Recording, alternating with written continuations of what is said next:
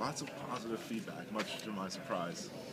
There's a very intricate rating system at Penn State where you rate your instructor in many different ways. You rate the course, and I was pleasantly surprised to see I got very good reviews.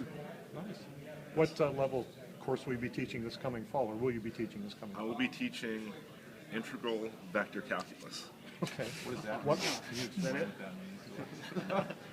Well, it's calculus. Yeah. It's the integral version, and by vector, we're working in three-dimensional space. And what level of course is that? 200 level. 200 level? So like typically a sophomore or junior would take that course. Now you have one course, that'll be one course that you teach One course. And you'll be taking classes too this fall? Yes, I'll be. for your PhD? No, I'm starting a second master's degree in math education. Okay, I'm sorry about that. I got my master's in math Right, in the spring. I knew you had a master's. I don't have time for a PhD, to be perfectly honest. Maybe you did. No, John, no. with all the attention focused on your academics, and Coach mentioned this, is sometimes your football ability forgotten or just kind of put on the side?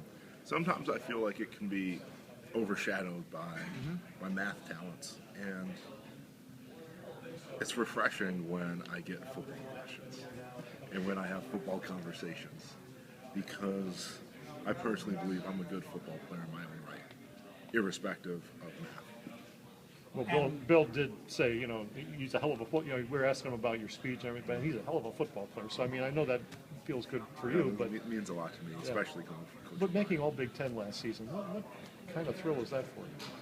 It meant a lot to me. I'd say that was my single greatest accomplishment to date. Football or personal? Period. Greatest accomplishment. Why in is my that? whole life. Because of all the work I put in to get there. One of the areas where you kind of stood out is in the weight room stuff. You see those numbers up there. How much has Fitz really helped you become what you have become physically? I think he's an integral part of our process Yeah. as football players, and I've been blessed to have him around and to have him really take an interest in me and really focus on me to make sure that I'm improving as a football player and as an athlete.